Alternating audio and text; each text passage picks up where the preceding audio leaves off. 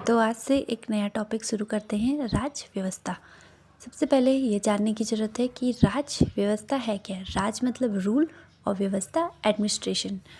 एक भौगोलिक सीमा के अंदर जनता के ऊपर राज करने की व्यवस्था राज व्यवस्था कहलाती है।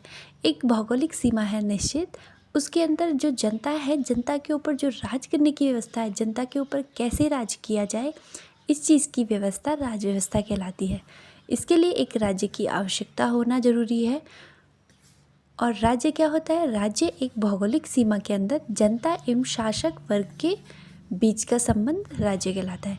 एक निश्चित भौगोलिक सीमा के अंदर जनता और उस जनता पे जो शासक करेगा, उन दोनों के बीच का संबंध राज्य कहलाता है। राज्य व्यवस्था के 3 भाग होते हैं। राज्य व्यवस्था का प्रथम भाग है संविधान का विकास, स्थापना व मूल्य। संविधान प्रथम भाग कहता है कि संविधान का विकास कैसे हुआ है, इसकी स्थापना कैसे हुई और इसके मूल्य क्या क्या हैं।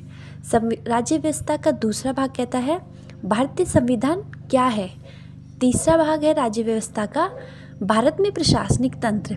भारत में प्रशासनिक तंत्र कैसे कार्य करता है, कैसा है, ये सब राज्य व्यवस्था का तीसरा भाग हमें बताता है। अब है भारतीय संविधान की पृष्ठभूमि। प्रथम है विधायिका।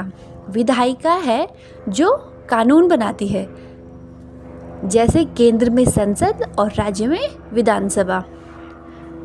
संसद में होते हैं लोकसभा और राज्यसभा जो कानून बनाने का कार्य करती है, और विधानसभा और विधान परिषद राज्य में कानून बनाने का कार्य करती है।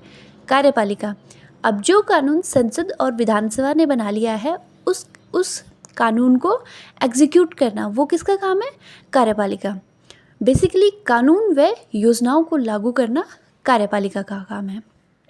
तीसरा है न्यायपालिका। ये स्वतंत्र होती है और कानूनों के ऊपर निर्णय की शक्ति होती है। जो कानून इन्होंने बनाया और लागू किया, उसके ऊपर न्यायपालिका अपने निर्णय दे सकती है। इस चीज़ की शक्ति न्यायपालिका के पास होती है।